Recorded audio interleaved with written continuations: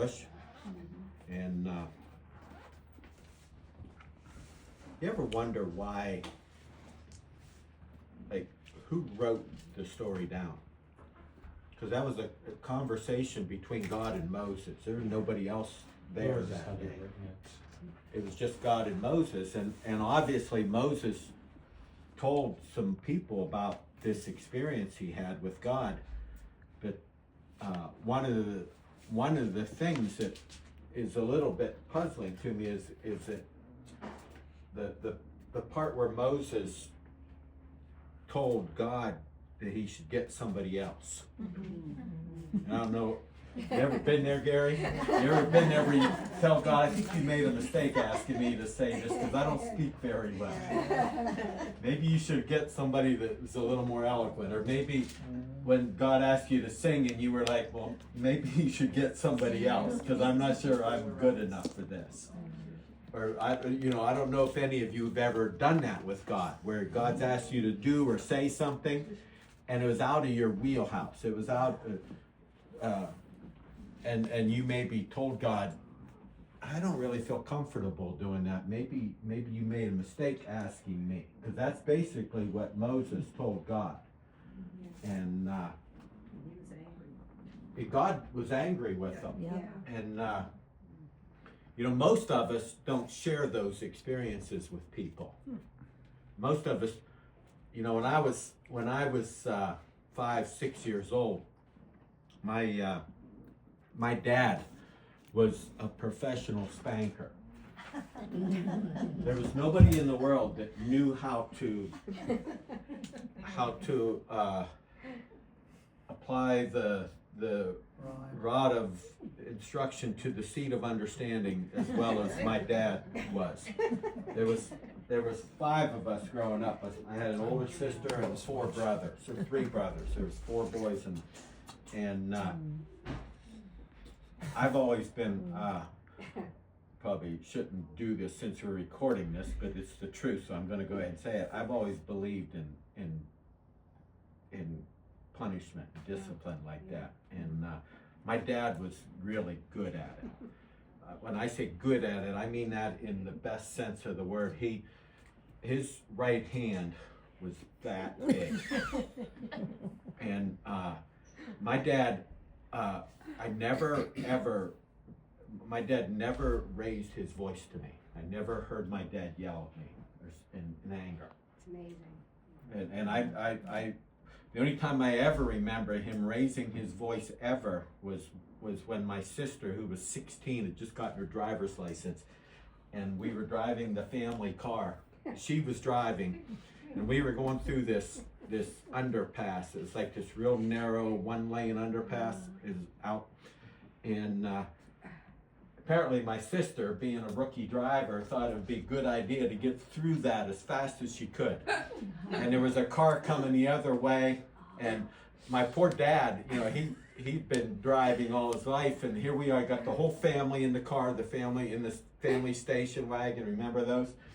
And my sister's just barreling down through this underpass. It was real narrow and it was low, and there's a car coming the other way. And that was the only time I heard my dad yell, "Mary!" It's like, the rest of us were like, "Whoa, what was that?" It was like the voice of God. But my dad was always in control of himself. Yeah. And for those of you that, if you want to know how to spank children, that's something that my dad was good at. He never was out of control. And when one of us would disobey, and of course my brothers were a lot more disobedient than I was, but you knew that you weren't going to, there was going to be no emotion at all involved in the discipline. There was like an understanding. You broke the law, you broke the rule. This was the punishment for the breaking of the law. And the discipline was always handed out in love. And but boy, did it hurt. It stung. And my dad, there was never any danger of him like being out of control, losing his temper and doing any damage to us. But out of all those times that I was disciplined by him, I never wanted to brag about that. I never wanted to tell anybody about it. It wasn't something that like I would go and say, oh yeah, I got a spanking from Dad. And so I was reading this story about Moses, and Moses had this disagreement with God, and Moses got spanked by God. When you read the story, and as I was reading the story, I thought, wonder why or who wrote it down, because it's obvious, and it didn't really. There's really no, it didn't pull any punches. It was pretty brutal on Moses's part, and but one of the things that God told Moses, he said, finally he told Moses, he says, no, you're my guy. You're the one that I want to do this. And in that conversation, after Moses had told God, maybe you better get somebody else, and God said, listen up, Moses, you're the guy I want, and you're going to do this. And so they got that all straightened out. And in Exodus chapter 4, the Lord said to Moses in verse 21, when you return to Egypt, see that you perform before Pharaoh all the wonders I have given you the power to do. But I will harden his heart so that he will not let the people go. Then say to Pharaoh, this is what the Lord says, Israel is my firstborn son. And I told you, let my son go so he may worship me. But you refuse to let him go, so I will kill your firstborn son. And I was reading that, and I realized that we are living in one of those times when all of the dissension and all of it feels like our country is so divided right now. And it feels like there's this great divide, and that divide seems to be getting greater and greater. And one of the things that I believe, and I as I was reading this verse, God confirmed it again, is that there really is a battle going on and a fight shaping up between good and evil. And as I was reading this conversation, as God was explaining to Moses, he said, I want you to go back and I want you to tell Pharaoh that Israel, the people of Israel who were living in bondage, had been in slavery in Egypt for 400 years. God told Moses, I want you to go back and tell Pharaoh that I want him, and I'm telling him to let my people go. He said, Israel is my firstborn son. And he said, he had already told Moses, he said, Pharaoh is not going to do this. He said, Pharaoh is going to refuse to let my people go, but I want you to tell Pharaoh, because you don't let them go, Israel is my firstborn son that you're holding captive, and because you refuse to let them go, I'm going to take your firstborn son. Wow. And what a serious thing. And as I was reading this, I realized that boy, you don't want to be on the wrong side of what God is doing, because we are, I believe, close to the time when God is getting ready to face down the liar. And as I was reading this verse, I thought about all the division in our country. And I thought about the division in the world. And it seems like you turn on the news and it, it's the left and the right, and it's all of the stuff that everybody's divided on. But I realize all that division, really, that's not the main issue. The main issue is there's a fight coming, or I call it a fight. It's not really a fight. What it is going to be, it's going to be a very one-sided fight. Yeah. It's like we used to, when I was a kid on the playground and we would be getting ready to fight somebody else, we'd say there's going to be 2 hits. There's going to be me hitting you and you hitting the ground.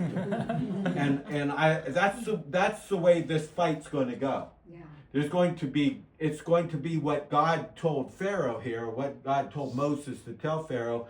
Tell Pharaoh there's going to be 2 hits. Mm-hmm. There's going to be me hitting him and him hitting the ground. Mm-hmm. And I feel like everything that we see going on in the news right now can be distilled down to that.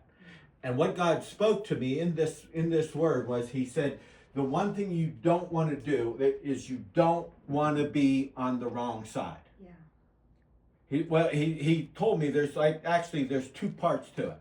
The first part is you don't want to be on the wrong side, and the second part is you want to be on the right side. And there's actually it's almost like the carrot and the stick. And I as I was thinking about this, I remember the night I got saved. And as a young boy, I got saved because I was afraid of the stick. I didn't want to be on the wrong side. I remember as a young boy laying in my bed, and I was laying there, and right before I fell asleep, I realized that night if I would die, I would go to hell. I would not go to heaven. And the reason I got saved that night as a young 10-year-old boy was because I didn't want to go to hell. Yeah. Now, I knew and heard about Jesus loves me, and I knew the words, I knew the language, but I didn't really understand, I don't think, how much God loved me. I knew that heaven was a real place, and I knew that there was a heaven and there was a hell. But really, as a young boy, all I really understood was that hell was a place of nasty torment and eternal death and fire and horrible misery. And I knew that. And heaven, at that point in my life, was really just sort of the opposite of that. And even to this day, I'm not sure. I don't think I fully understand how fantastic heaven's going to be. I spend a lot more time thinking about heaven now than I did back then. And I still don't think I got it right. I still think no matter the greatest imagination I can think of, I think heaven's actually going to be way better than what I can possibly imagine.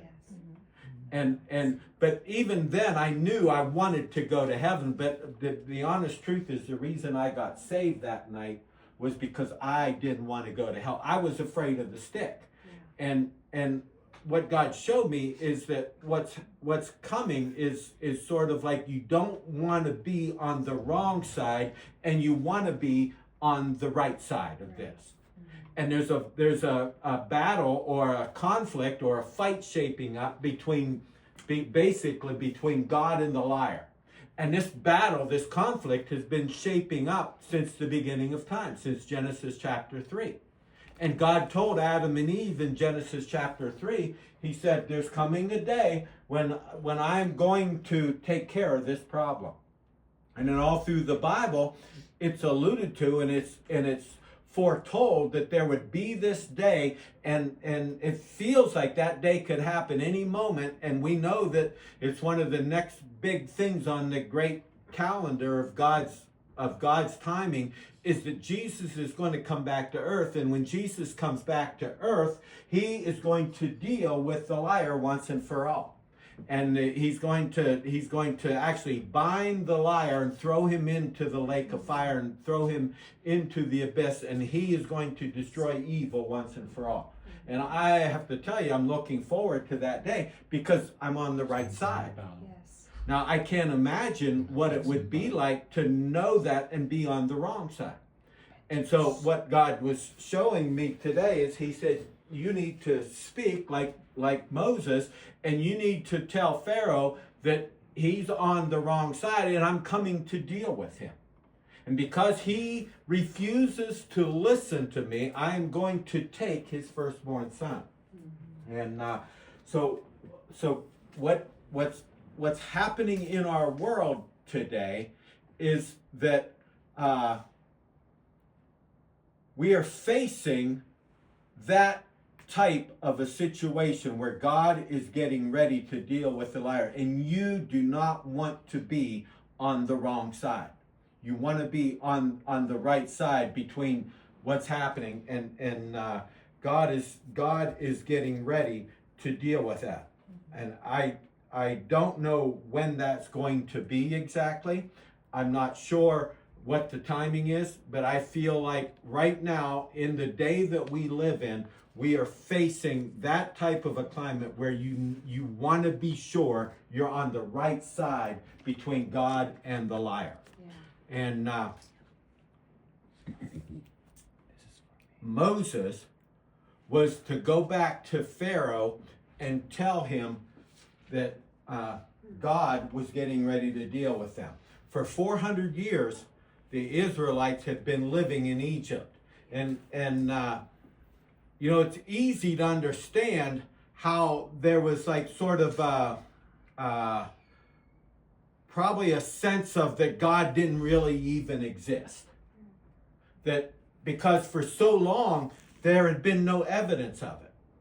For so long, the Israelites had been slaves to the Egyptians, and the Egyptians basically treated the Israelites with disdain. They killed their children, and it seemed like God was nowhere in the picture. So it's really easy to understand why Pharaoh, the leader of Egypt, would think, well, who's God that I should worry about him? Right. And it's sort of easy to understand why he, maybe when Moses showed up and Moses said, you need to let my people go, that he didn't take them seriously. The same thing I feel like is happening today. There's almost a sense of, well, God, says he's coming back, but it's been so long since we've heard from him or seen from him, he doesn't really exist. And so the world really isn't too concerned about God, because of the same reason that Pharaoh wasn't too concerned. Now, I would have thought when the plague started coming, and when Moses showed up and started turning water into blood, and they started dealing with the frogs and the mites and the flies and the hail and the locusts and all of the 10 plagues, that you would have thought at some point Pharaoh would have started to get a clue that God was serious about this. But it just wasn't happening. And so it's easy to understand why Pharaoh didn't take God seriously, and it's easy to understand why there's people in the world today that hear this message but don't take it seriously. They don't think God's even alive, right, let alone feel threatened by it. Right. But God is saying today, be sure you're on the right side of this. Yes. You don't want to be on the wrong side of this. And the other thing that God showed me in this is that there's some of us, or some of us, that God is calling to be a Moses. And I actually wanted to go back and talk about that, because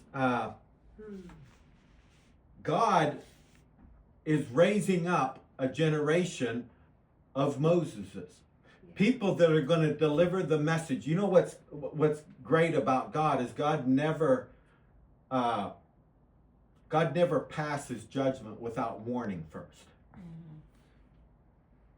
And so God is raising up voices to warn people, and the message is very simple. You just need to be on the right side. Amen. You don't want to be on the wrong side. That's the message. And just like God called Moses, he's calling others. And going back up to the top of Exodus chapter 4 and verse 1, in this conversation between God and Moses asked God, he said in verse 1, what if they don't believe me or listen to me? And what if they say God did not appear to you? Which is a legitimate question.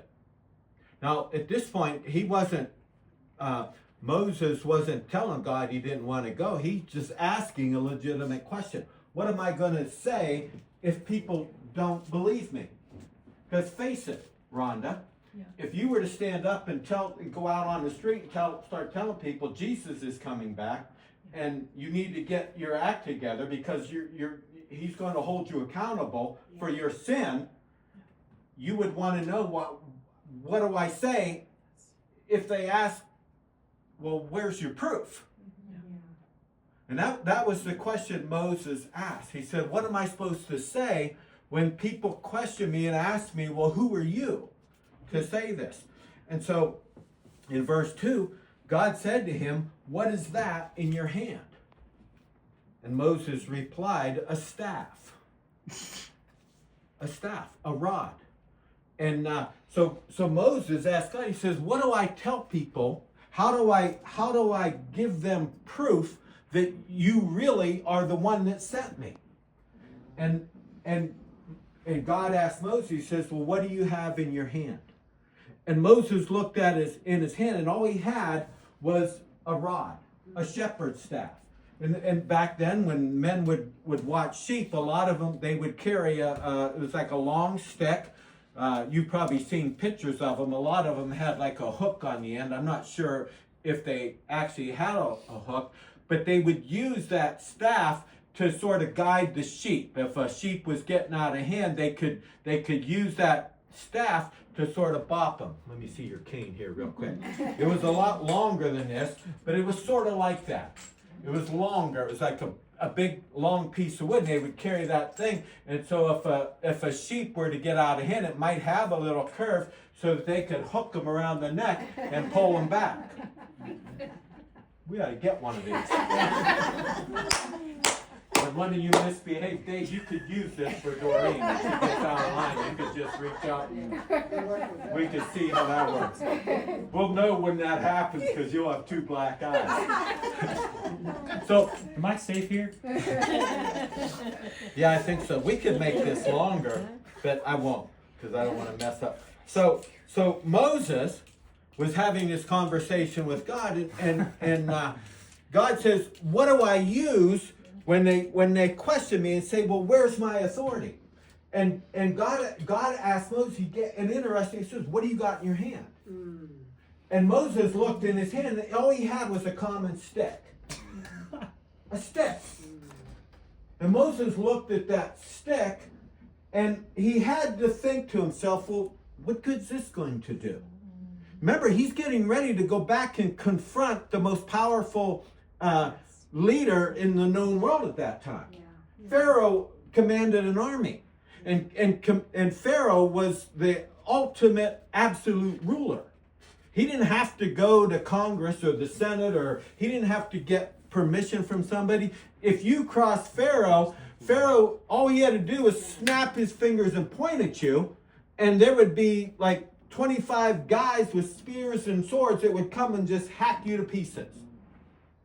So I'm sure that when Moses was told by God, you need to go confront Pharaoh and tell him, hey, you've been on the wrong side of this and God's getting ready to deal with you. I'm sure Moses' question was a legitimate one. Well, what can I do? Where's my authority? What is it that I have that I can show as a means to show that I'm speaking for you? And Moses said, well, what do you got in your hand? And the question is a legitimate one because God is asking you the same thing today. Because you might be like Moses. God's called you to deliver a message, and you might be asking God, but who's going to listen to me? Who am I that anybody's going to pay attention to me? And God is asking you, well, what do you got in your hand? Now, be one thing if you looked at your hand and you realized, you know what? I got an army at my disposal. I can call down, the power and the might and the military strength of the United States Army. But you don't have that. You're like Moses. All you got is a stick, a rod, a staff. Now, what's interesting is, so Moses replied to God, He said, all I have is this stick, this staff. And notice what happens. The Lord said to Moses, well, throw it on the ground. And Moses, when he threw the staff, the cane, on the ground, what happened is it became a snake. A snake. Now, in those days, if you were out in the desert and you saw a snake, you stayed away from the snake, because a lot of the snakes in that area were poisonous. And back then, they didn't have a pharmacy on every corner. There wasn't places you could go. If you got bit by a snake, you were going to die, pretty much. The least that could happen to you, you'd get real sick. So everybody in that area knew that if a snake showed up, you just walked around it. You ran from it. You stayed away from it. So when Moses threw his rod on the ground, it became a snake. He immediately did what every sane person in the world would do. He ran from it. And then God told him, you need to go back and pick up that snake. Now, I'm a grown man. I can tell you, if God told me to pick up a snake, I would have to question him. I don't like snakes. And we don't even have very many poisonous ones. Most of the snakes I see are pretty much harmless. I guess we do have some rattlesnakes, but I've never seen one. Most of the only snakes I've ever seen are what we call garter snakes. They're not poisonous. You can pick them up. You can do whatever you want with them. I still don't like them. And if I see one, I avoid it, to be honest with you. But God told Moses, says, I want you to go back and pick up that snake. Now, I'm going somewhere with this because God is calling you to do something. And the first thing he's going to tell you is to take what you got in your hand. Whatever it is you got. You might look at your hand and you might be like Moses. Well, all it is a stick. It can't do anything. What am I going to do with the stick? Remember, he was facing Pharaoh, who had armed men at his hundreds and thousands of them. He had an army at his disposal. Remember, Moses grew up in Pharaoh's palace. He knew the power of the Egyptian government. He knew the power of the Egyptian army. So to be facing them with nothing but a stick in his hand was not a pleasant thought. Well, then to make matters worse, God said, well, throw it on the ground. And then the stick became even less than a stick. It became a snake. And God said, you need to pick up that snake. Pick up the thing that you're afraid of.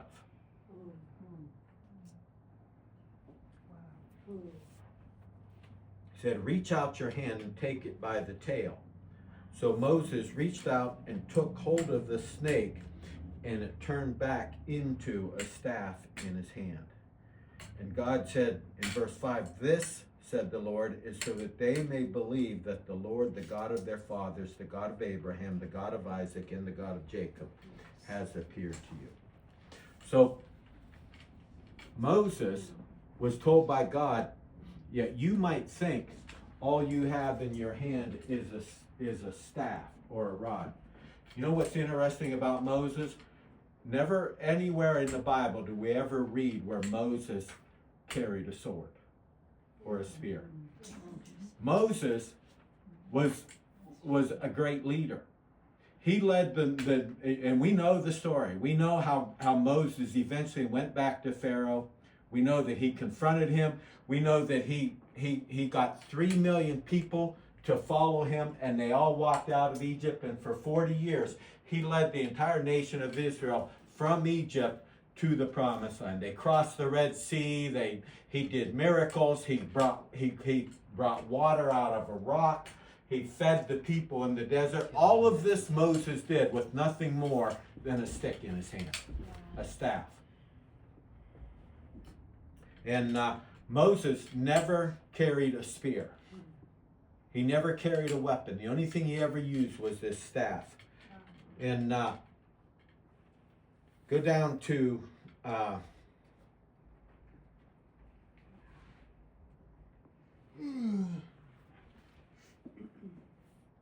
verse 14. Because after God goes through this discussion with Moses, And Moses says in verse 13, Moses said, "Pardon your servant, Lord, please send someone else." Then the Lord's anger burned against Moses, and he said, "What about your brother Aaron, the Levite? I know he can speak well. He is already on his way to meet you, and he will be glad to see you. He shall speak to him. You shall speak to him and put words in his mouth. I will help both of you speak and will teach you what to do. He will speak to the people for you, and it will be as if he were your mouth and as if you were God to him." But he said in verse 17, "But take this staff in your hand so that you can perform the signs with it." Here's what God is saying today. He's calling you, he's calling me to raise up and deliver a message. And he's asking you, what do you have in your hand? And you're looking in your hand and you're saying, well, I don't have much. And what I do have, I'm afraid to use it. But God is saying, take what you have in your hand. Take what you have, because that's what I'm going to use to accomplish my will. He said in verse 17, take this staff in your hand so you can perform the signs with it. You might be like me. You might be saying, God, if you would just make me a better speaker, if you would make me a better singer, if you would make me better looking, if you would make me smarter, if you would make me richer, if you would make me whatever, anything. If you just give me something that I could use, but instead God is saying to you today, take the staff that's in your hand. Take the staff that's in your hand, because I'm going to use that to accomplish more than you can imagine. Yeah.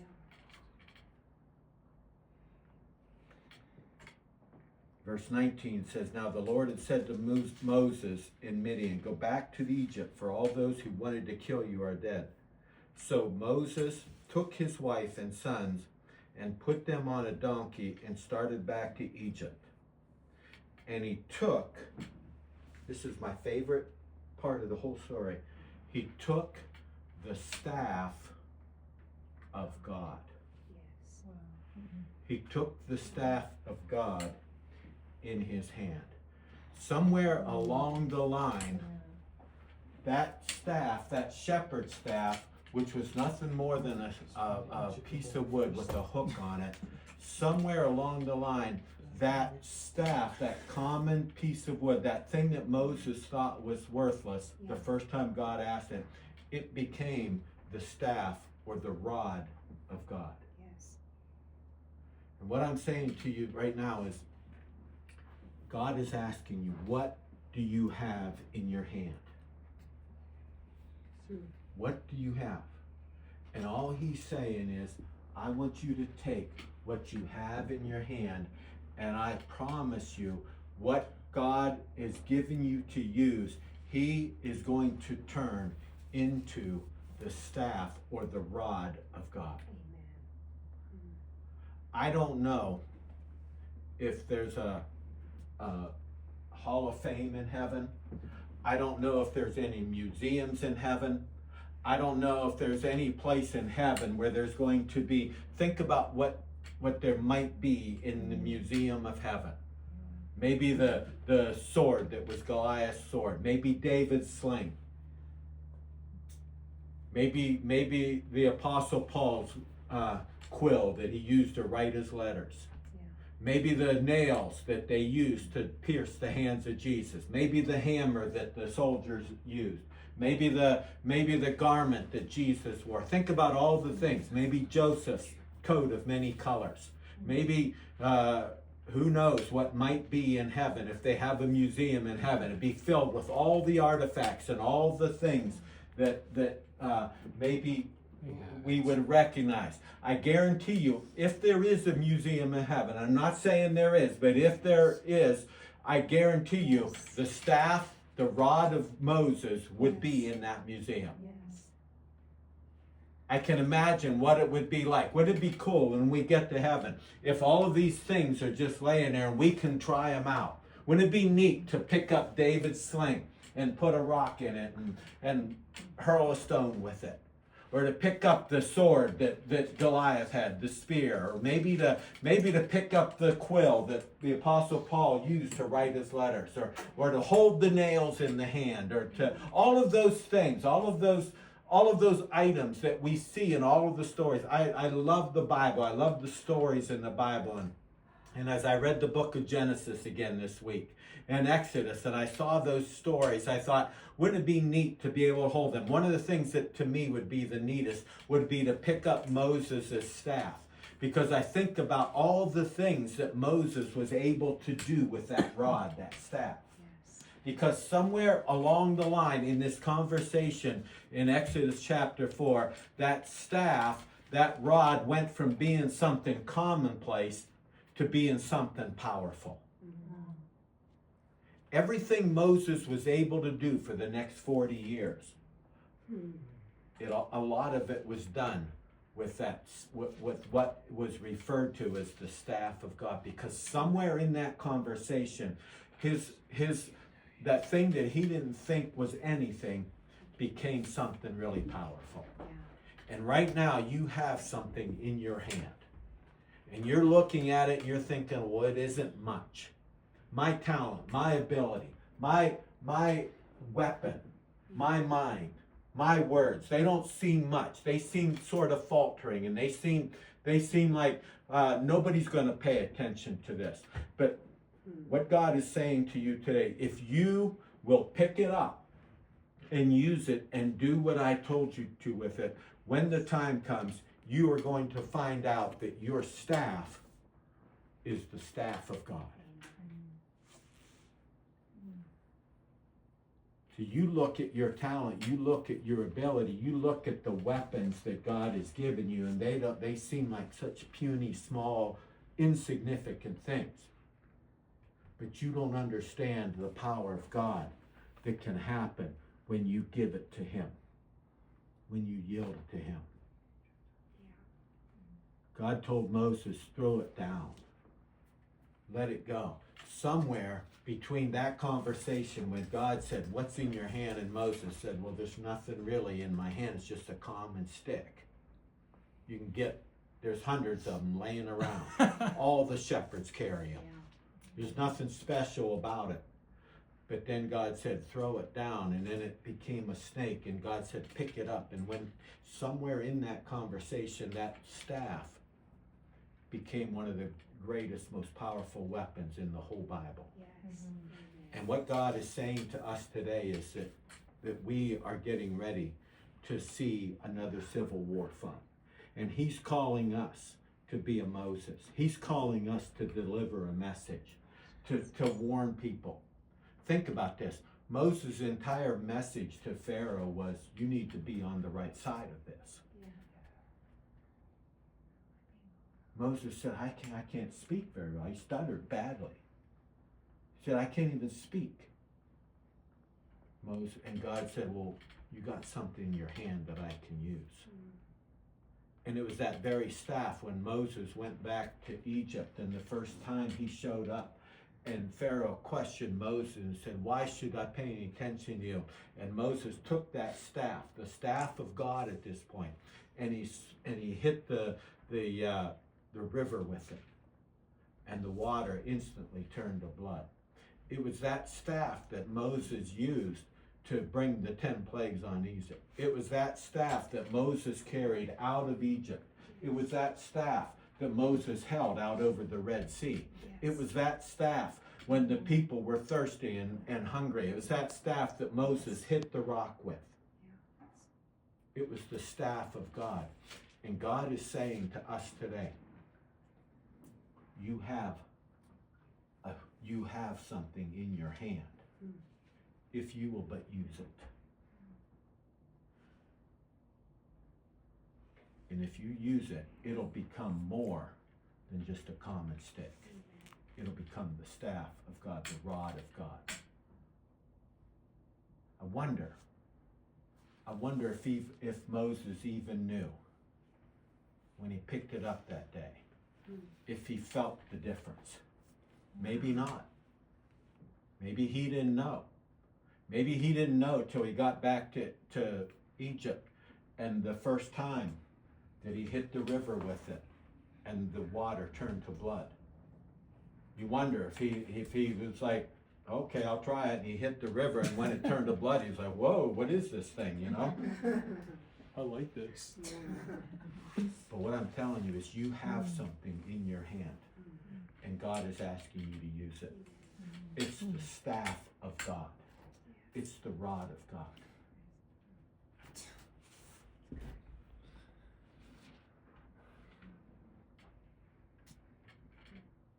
The world is facing a great dilemma.